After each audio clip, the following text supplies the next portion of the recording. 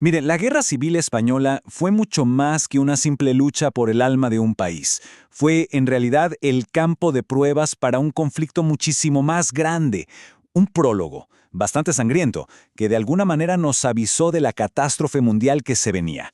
Hoy vamos a ver exactamente cómo pasó esto. Bueno, para entender bien esto, hay que ver que la Guerra Civil Española se puede mirar desde dos ópticas, dos lentes totalmente opuestos. Por un lado, para la izquierda, esto fue el verdadero inicio de la Segunda Guerra Mundial, o sea, la primera gran batalla contra el fascismo. Pero por otro lado, para la derecha, fue el primer round de una tercera guerra mundial, una especie de cruzada para frenar el avance del comunismo. Esta doble visión ya nos dice algo clave. Este conflicto no fue solo un asunto interno de España, fue, en toda regla, una guerra civil internacional. Y esta frase de Anthony Beevor, la verdad es que captura a la perfección el ambiente tóxico que se respiraba en Europa en los años 30.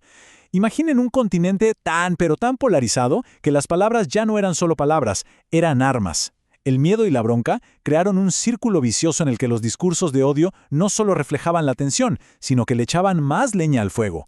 Básicamente convirtieron la posibilidad de la violencia en algo inevitable.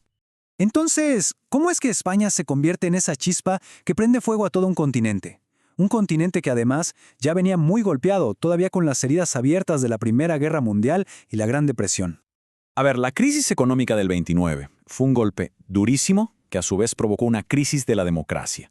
En muchísimos países los gobiernos, simplemente no sabían qué hacer con el caos en las calles y el desempleo masivo. Y claro, cuando la gente está desesperada, ¿qué pasa? Se crea el caldo de cultivo perfecto para las soluciones extremas, tanto de la izquierda como de la derecha. Todos prometían lo mismo, orden y salvación, pero a través de la fuerza. Y ahora vamos a un punto clave. ¿Cómo esta guerra se transformó en un laboratorio, en un campo de pruebas estratégico para las potencias del eje? Fue, literalmente, un ensayo general para la guerra que ya estaban planeando. Miren, que Hitler se metiera en España en el verano del 36 no fue una casualidad ni un capricho. Para nada. Fue una jugada estratégica, fríamente calculada. Él tenía una pesadilla, una España bolchevique. Se imaginaba esa España aliada con una Francia también de izquierdas y pensaba, me están acorralando por el oeste. Y eso era algo que no podía permitir, sobre todo porque ya tenía en mente su gran guerra en el este, contra la Unión Soviética para conseguir su famoso espacio vital. Así que, ¿qué hicieron? Convirtieron a España en su polígono de tiro personal, pero con gente de verdad. La Luftwaffe, la Fuerza Aérea de Göring, aprovechó para probar sus aviones nuevos, sus tácticas de bombardeo, como las que usó Wolfram von Richthofen, que años después sería mariscal de campo, para arrasar Guernica. Mussolini, por su parte, mandó a miles de voluntarios italianos, no solo por ayudar a Franco, sino para dejarle claro a Hitler que eran socios.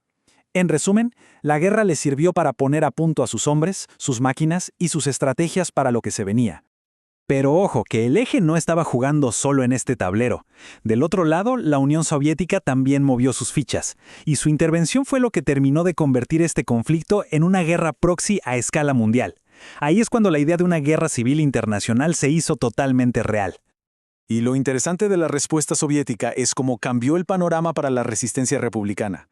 No fue solo mandar armas, aunque sí, mandaron equipo clave como los tanques T-26.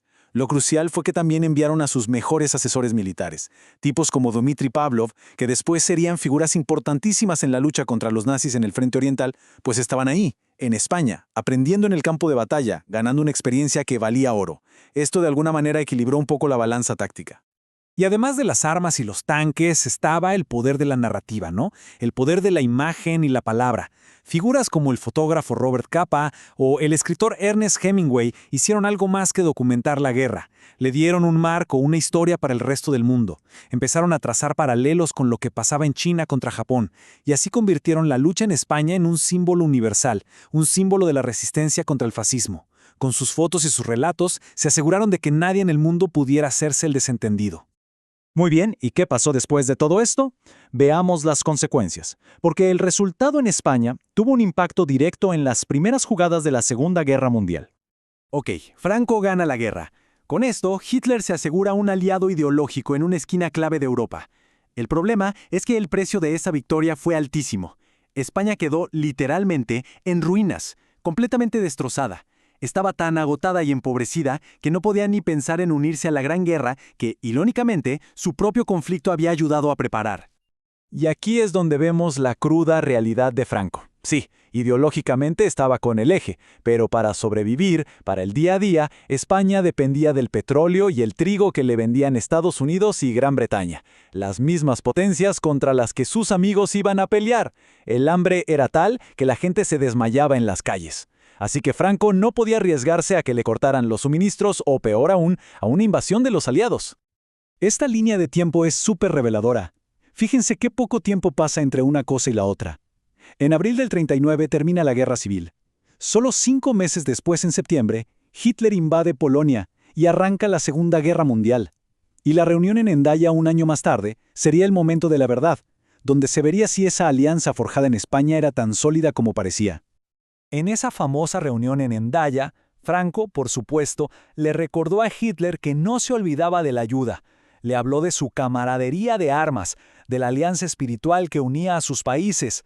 Básicamente, le estaba diciendo, gracias por todo, no me olvido. Era una forma de confirmar esa conexión que habían creado durante la guerra. Pero esta frase de Hitler lo dice todo. Es brutalmente honesta y nos muestra su enorme frustración. Se pasó horas escuchando a Franco darle vueltas y vueltas al asunto, sin comprometerse a entrar en la guerra ya mismo. Hitler salió de ahí totalmente exasperado. El aliado que supuestamente le debía todo, se había convertido de repente en un dolor de muelas. Al final, lo que hizo la Guerra Civil Española fue borrar por completo la línea que separaba un conflicto nacional de esa guerra civil internacional ideológica que se estaba librando en toda Europa. Fue la primera gran batalla de ese choque de titanes. Fascismo contra comunismo y democracia. E incluso con su supuesta neutralidad, Franco encontró la manera de pagar su deuda. Envió a la División Azul un grupo de voluntarios a pelear con los nazis contra la Unión Soviética. Una prueba más de que España, quisiera o no, seguía siendo una pieza en ese tablero mundial. Así que nos quedamos con la pregunta, ¿no? ¿Fue este ensayo general tan brutal, este prólogo ideológico, en realidad el primer acto de la Segunda Guerra Mundial? Los historiadores todavía lo debaten, pero de lo que no hay duda es que las lecciones, las tácticas y las alianzas que se cocinaron en los campos de batalla de España fueron la mecha que muy poco después hizo que el mundo entero estallara.